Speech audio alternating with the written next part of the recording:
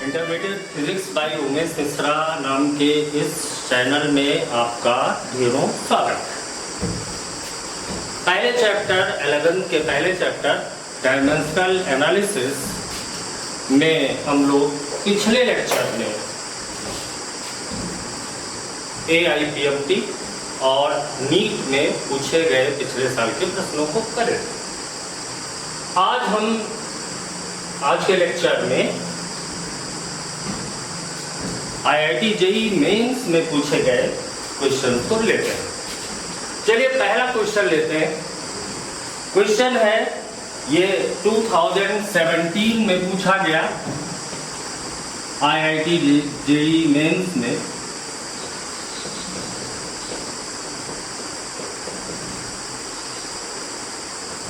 Question है अगर हम टाइम को और वेलोसिटी को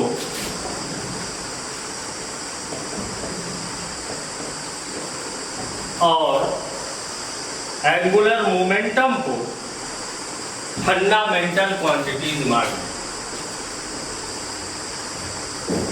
एंगुलर मोमेंटम को फंडामेंटल क्वांटिटीज माने।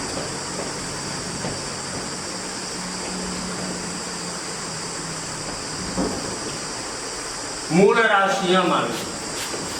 फंडामेंटल क्वांटिटीज मूल राशियां मान लें तो मास का डायमेंशन क्या होगा, तो द्रव्यमान का डायमेंशन क्या होगा, ये पूछा गया 2017 में IIT JEE में।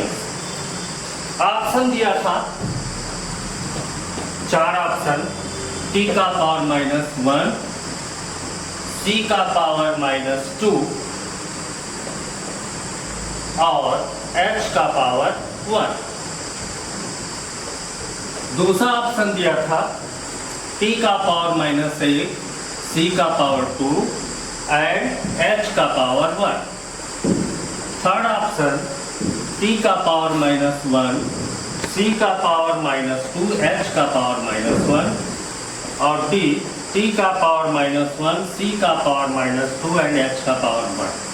H यहाँ पर एंगुलर मोमेंटम है। ये क्वेश्चन पूछा गया कि अगर हम टाइम वेलोसिटी और एंगुलर मोमेंटम को फंडामेंटल क्वांटिटी मान लें तो मास का डायमेंशन बता। तो जब फंडामेंटल क्वांटिटीज मान लिया है तो जो भी हम फिजिकल क्वांटिटी लेंगे वो डिपेंड करेगा। तो जो मास हमने लिया है तो मास डिपेंड करेगा किस पर, टाइम पे। मास डिपेंड करेगा वेलोसिटी पे। मास डिपेंड करेगा एंगुलर मोमेंटम। यानी अगर इनको मिलाकर लिखें तो जैसा कि पहले के क्वेश्चन हमने किया है, हम लिखेंगे T का पावर x, V का पावर y, H का पावर z। अब जरा यूनिट्स को डिसाइड कर लेते हैं। मास का तो टाइम का T होगा ही। वेलोसिटी का देखते हैं। वेलोसिटी होता है displacement upon time, displacement upon time, यानी L T का पावर माइनस। एंगुलर मोमेंटम आपने पढ़ा है, ये होता है movement of linear momentum. Linear momentum होता है md, p बराबर md। उसका मूवमेंट यानी r से मल्टीप्लिकेशन। इसका अगर हम डायमेंशन करें तो r का l m और v का l t का पावर -1, यानी m l स्क्वायर t का पावर -।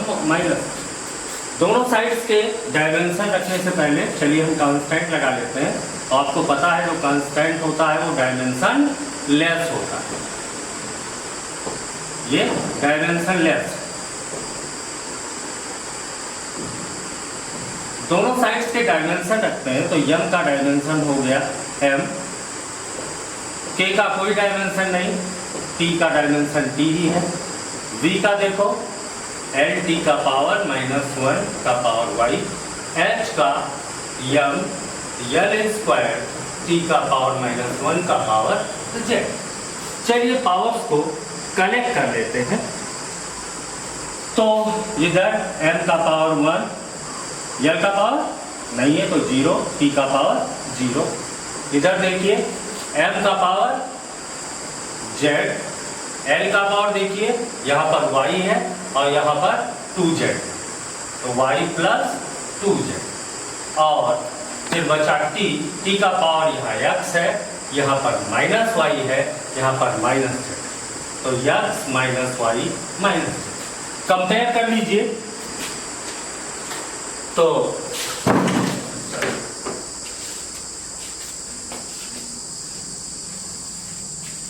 कंपेयर कर लीजिए दोनों तरफ के डायमेंशंस को, तो z इज इक्वल टू 1, यल के पावर को देखिए y प्लस 2z है दाहिने तरफ और बाएं तरफ है 0। इससे देखिए आप y is equal to minus 2z, यानी माइनस 2 और z की वैल्यू 1 है तो ये हो गया माइनस 2। ऐसे लास्ट पावर देखिए x minus Y minus Z, X minus Y minus Z कितना है 0। अब इसे x इज इक्वल टू हो जाएगा y प्लस जेड, y की वैल्यू हमें पता है माइनस 2 और z की वैल्यू पता है प्लस 1, तो ये हो गया माइनस। तो x की वैल्यू आ गई आपकी, y की वैल्यू आ गई और z की वैल्यू आ गई। तो इस प्रकार अगर इसमें रखेंगे तो m बराबर हो गया k, t का पावर x के जगह पर माइनस 1, v के जगह पर y माइनस 2 और h के जगह पर z की वैल्यू 1। कौन सा ऑप्शन इसमें मिल रहा है? t का पावर माइनस 1, v स्क्वायर, ये cv ही है, और h का पावर 1, यही ऑप्शन सही। चलिए नेक्स्ट क्वेश्चन देखते हैं। 2016 IIT JEE मेंस में पूछा गया है। 2016 IIT JEE मेंस में पूछा गया है।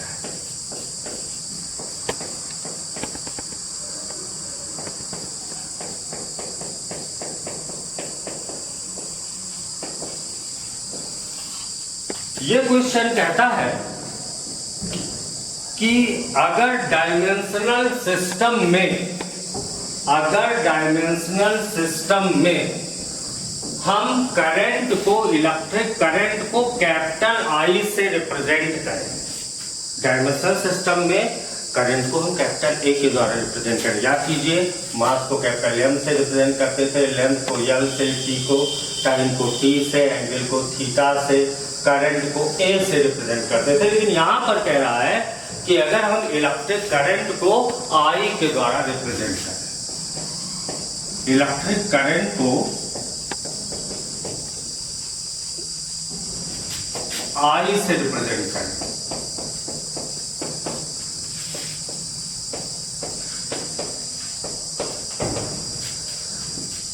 तो इलेक्ट्रिकल कंडक्टिविटी का डायमेंशन बताइए। तो इलेक्ट्रिकल कंडक्टिविटी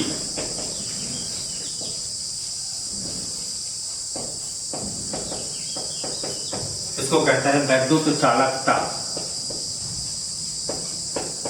और इसका जो संकेत होता है वो सिग्मा का डायमेंशन पूछ रहा है।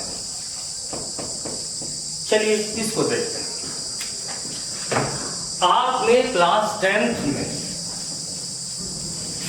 इलेक्ट्रिक करंट में एक फार्मूला पढ़ा था।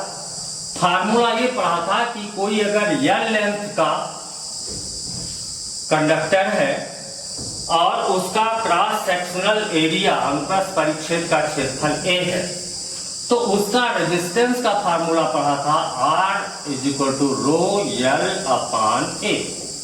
जहां रो क्या हुआ करता था, रो को आप कहते थे रेजिस्टिविटी, प्रतिरोधकता। याद है? विटी यानी प्रतिरोधकता। ये आपने क्लास 10th में फार्मूला पढ़ा था। अब जो इलेक्ट्रिकल कंडक्टिविटी होती है वो कंडक्टिविटी रेजिस्टिविटी का उल्टा होता है, 1 अपॉन रेजिस्टिविटी। इस फार्मूले से देखिए तो इससे रो की वैल्यू कितनी हो जाएगी, आर ए अपान एफ। तो 1 अपान रो कितना हो गया, यल अपान आर ए। अब आपने ओम का नियम पढ़ा था, ओम्स लॉ, और ओम्स लॉ कहता था V is equal to I R, तो R is equal to V upon I. तो यहां पर आप लिख सकते हो यल अपान R के जगह पर आपने लिख दिया V अपान आई इंटू ए। ये ऊपर चला जाएगा तो ये हो जाएगा यल I upon V A, L I upon V ए। अब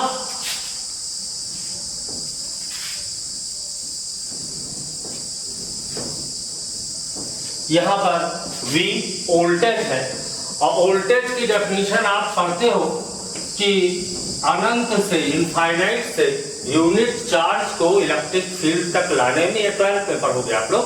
अभी फिलहाल आप इतना जान लो V is equal to W upon Q होता है, डब्ल्यू अपान।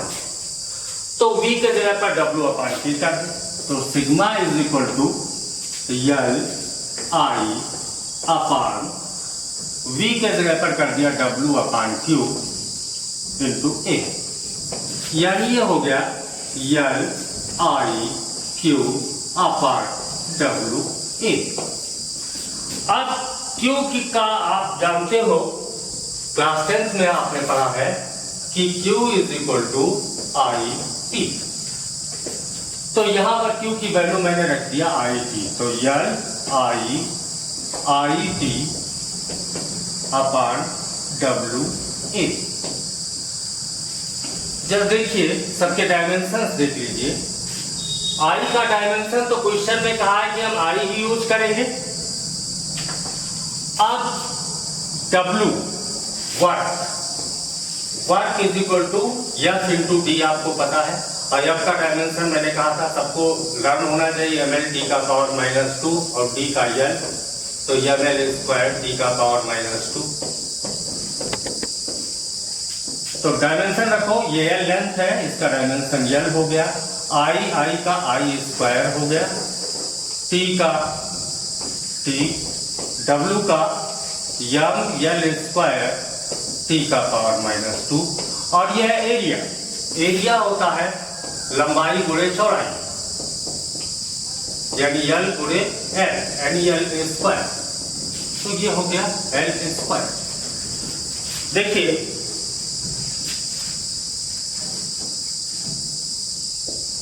ये आपका हो गया,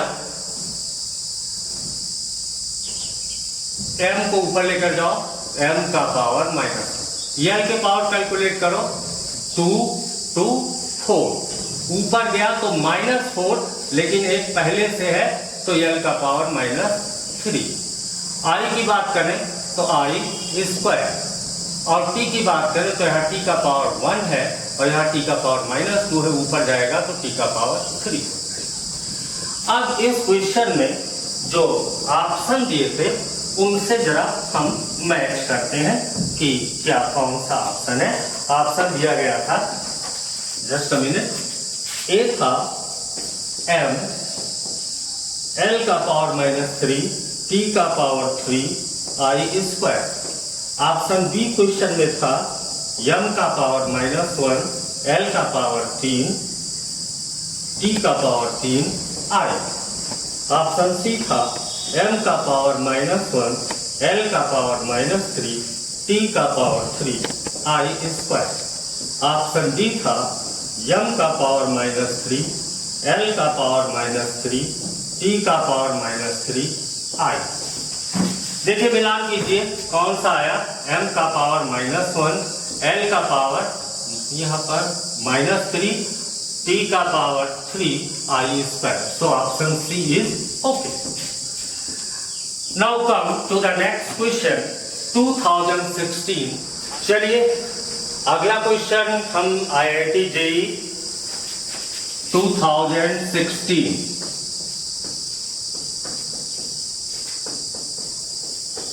मीन्स 2016 का लेते हैं। Beautiful question. देखिए अगर बेसिक्स पर आपके क्लियर है, ज्यादातर स्टूडेंट आईआईटी के या मेडिकल के हमारे पास संपर्क के लिए आते हैं, छोटे छोटे क्वेश्चन लेकर आते हैं, सर ये क्वेश्चन पूछा गया है, ये हम नहीं कर पाते। जैसे हम उनको बेसिक कॉन्सेप्ट बताते हैं वो खुद ही उस क्वेश्चन को सॉल्व कर देते हैं। तो प्रॉब्लम ये है कि बेसिक्स को बहुत ही डिटेल में और बहुत ही मन लगाकर, जिसको कहते हैं ब्रिंग होम, आत्मसात करना, विजुअलाइज करना, रीड बिटवीन द लाइन, लाइनों के बीच में पढ़ना, ये इसके लिए बहुत जरूरी है। बुक्स के साथ आपका होगा। अगर आपकी बुक्स की आदत नहीं है तो आपके अंदर चिंतन की क्षमता, विजुअलाइजेशन की क्षमता डेवलप नहीं हो पाएगी। कोई याद करके कोई कॉम्पिटिटिव एग्जामिनेशन नहीं निकाल सकता है। इसलिए इस बात को बहुत ही गौर से आप जान लें कि मेहरबानी करके अगर जिंदगी में कुछ करना है तो बुक्स का सहारा लीजिए, बुक्स पे जाइए, वहां फंसेंगे और फंसेंगे तो आप सोचेंगे और सोचेंगे तो आपके अंदर सोचने की क्षमता विकसित होगी। तो बेसिक कॉन्सेप्ट मित्र बहुत ही आवश्यक है बनाना। मैं नहीं कहता हूं कि आप बुकिश, बुकवार्म हो जाओ, बुकवार्म होना दूसरी बात है और एक टेक्निकल तरीके से पढ़ना, सोचना दूसरी बात है। मैं ये दूसरे तरीके की बात कर रहा हूं। चलिए इस क्वेश्चन को लेते हैं। इस क्वेश्चन में कहा गया है कि ए बी सी डी ये 4 फिजिकल क्वांटिटीज हैं, 4 भौतिक राशियां हैं और इन चारों भौतिक राशियों की डायमेंशंस अलग अलग, all have different dimensions, different dimension, सबकी अपनी अपनी डायमेंशंस अलग अलग है। तो सवाल में पूछा है कि एक रिलेशन को ये सेटिस्फाई कर रहा है। सवाल में दिया गया है कि चारों फिजिकल क्वांटिटी एक रिलेशन को सेटिस्फाई करती हैं और वो रिलेशन है AD is equal to C log BD, C log BD। ये रिलेशन सेटिस्फाई कर रही है चारों फिजिकल क्वांटिटी। तो कह रहा है कि इनमें से कौन सा ऑप्शन सही होगा। 4 ऑप्शन दिया गया है, देखिएगा A² minus B² C²। Option B question में दिया गया था A minus C upon D और ऑप्शन सी में दिया गया था A upon B minus C और ऑप्शन डी दिया गया था C upon BD minus AD² upon C। अब आपको तो पता ही है कि एक से अधिक भी ऑप्शन सही हो सकते हैं। तो क्वेश्चन पेपर में दिया रहता है कि एक या एक से अधिक ऑप्शन भी सही हो सकते हैं। तो हमको चारों ऑप्शन को चेक करना होगा कि कौन सा ऑप्शन सही है। तो क्वेश्चन क्या है कि 4 फिजिकल क्वांटिटीज है A B C D, जिनमें सबके अलग अलग डायमेंशन है और ये फिजिकल क्वांटिटीज इस रिलेशन को सेटिस्फाई करती है। अब जरा इनमें कौन कौन ऑप्शन सही है इसको हम देखने के लिए पहले मेरे को पता है कि log 10 kg कभी सुने हो क्या? नहीं, log 10 सुना होगा, log 10, क्योंकि log के बाद में जो क्वांटिटी आती है वो एक नंबर होती है। log के बाद हमेशा एक नंबर आता है, एक नंबर। और नंबर क्या होता है? डायमेंशन लेस होता है, डायमेंशन लेस होता है। तो यहां पर log BD दिया है तो इसका मतलब BD भी डायमेंशन लेस होगा, यानी B का डायमेंशन और D के डायमेंशन के मल्टीप्लिकेशन से जो नेट आता होगा वो डायमेंशन लेस हो जाता होगा, तभी log BD लिखा है, तभी log BD लिखा गया। अब चलिए हम मान लेते हैं कि B का डायमेंशन x है, let dimension of B x, तो B और इंटू D का मिलकर के डायमेंशन लेस हो रहा है। इसका मतलब क्या होगा कि डायमेंशन ऑफ D क्या होगा? शर्तिया 1/x होगा, तभी दोनों एक दूसरे के डायमेंशन को कैंसिल करेंगे और BD डायमेंशन लेस जाकर के बनेगा। तो अब BD डायमेंशन लेस तो log BD dimension less, BD dimension less तो log BD डायमेंशन लेस। अब जरा इस रिलेशन को देखो, तो इसका मतलब ये हुआ कि AD का जो डायमेंशन है वो C log BD है, तो C का डायमेंशन और log BD का डायमेंशन। अब जैसा कि अभी हम लोगों ने जाना कि ये डायमेंशन लेस है, डायमेंशन लेस है, तो इससे क्या रिजल्ट निकला कि इसका मतलब C का dimension is equal to AD का डायमेंशन, C का dimension is equal to AD का डायमेंशन। अब जैसा कि मैंने कहा था कि B के डायमेंशन को X मान लिया था, अब मैं A के डायमेंशन को, D के डायमेंशन को क्या माना था, 1/x, D के डायमेंशन को 1/x, यही तो माना गया था। अब A का डायमेंशन क्या लिया जाए, A का डायमेंशन हम ले लेते हैं, एक काम कर लेते हैं, यहां पर हम लोगों ने देखा था BD डायमेंशन लेस है, तो डायमेंशन आप यहां मैथमेटिक्स में दिक्कत पड़ेगी, इसलिए D के डायमेंशन को x मान लेते हैं, तो B का डायमेंशन 1/x हो जाएगा। तो यहां पर D का डायमेंशन हो गया कितना, x। अब मैंने A के डायमेंशन को मान लिया y, यानी कि C का डायमेंशन कितना हो गया, xy। C का डायमेंशन कितना हो गया, xy। C का dimension is equal to xy, x।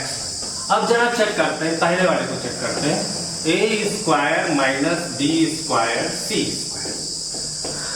A का डायमेंशन कितना लिया गया है, y, तो y²। B का डायमेंशन कितना लिया गया है, 1/x, तो 1/x²। और C का डायमेंशन कितना लिया गया है, xy, तो ये हो गया x² y², यानी आ गया x² minus y²। So this relation is okay, y² minus y², so this relation is okay. Option B देखते हैं, a माइनस c/d। A का डायमेंशन कितना, A का डायमेंशन आपने लिया है y, C का डायमेंशन कितना लिया है, xy, और D का डायमेंशन कितना लिया है, x। यानी y, न्यूमरेटर की बात करते हैं, y माइनस एक्स वाई को ओके होना चाहिए। इसका मतलब क्या है कि y का डायमेंशन और एक्स वाई का डायमेंशन सेम होना चाहिए, तभी जोड़ाया घटाया जा सकता है। सेम यूनिट की, सेम डायमेंशन की क्वांटिटी को जोड़ाया घटाया जा सकता है। y का डायमेंशन कुछ है, एक्स वाई का कुछ है, उसको हम घटा रहे हैं, इसका मतलब ये गलत हो गया। ऑप्शन सी चलिए देखते हैं। ऑप्शन सी में आपके a/b माइनस सी। A का डायमेंशन कितना लिया गया, y, x का डायमेंशन, b का डायमेंशन कितना लिया गया, 1/x, C का डायमेंशन कितना लिया गया है, xy, कितना हो गया, xy माइनस xy, बिल्कुल ओके। ऑप्शन डी को चेक करते हैं, c/bb माइनस ad²/c। तो C का डायमेंशन xy निकाला गया, B का डायमेंशन और D का डायमेंशन मिलकर डायमेंशन लेस है, 1 लिख दिया, माइनस A का डायमेंशन y है, D का डायमेंशन x है, yx², और अपान C का डायमेंशन है xy। तो ये आपका हो गया xy minus x। Same dimension की क्वांटिटी को ही जोड़ाया घटाया जा सकता है, या पहले टर्म दूसरे टर्म के डायमेंशन सेम नहीं, इसलिए गलत हो। इसलिए आंसर में आप A और C को सही। अब आप, मेरा नंबर डिस्क्रिप्शन पर दिया हुआ है, अगर आप किसी प्रॉब्लम को करते हो IIT JEE का या नीट का और आपको दिक्कत होती है, तो यू में इवन कॉल मी, वो मेरा व्हाट्सएप नंबर भी है, व्हाट्सएप पर दे सकते हो, मैं आपको हेल्प करूंगा। अब ये तो नहीं दावा कर सकता कि सारे क्वेश्चंस को मैं आंसर कर पाऊंगा, लेकिन हाँ मैक्सिमम क्वेश्चंस को हम व्हाट्सएप के थ्रू या आप कॉल करते हो, कॉल का टाइम ध्यान रखिएगा, शाम को 4 से 6 के बीच में करिए, हम आपके क्वेश्चंस को आंसर करेंगे। अगर कॉन्सेप्चुअली कोई प्रॉब्लम आपके पास फंसी हुई है तो भी आप कॉल कर सकते हैं, हम कॉन्सेप्चुअली भी आपको फोन के माध्यम से उसको बताने की कोशिश करेंगे और निश्चित तौर से आपके समझ में आएगा। आज एक और लेक्चर हम शूट करने जा रहे हैं और वेक्टर्स पर लेक्चर इसके बाद में शूट होगा। फिलहाल इस लेक्चर में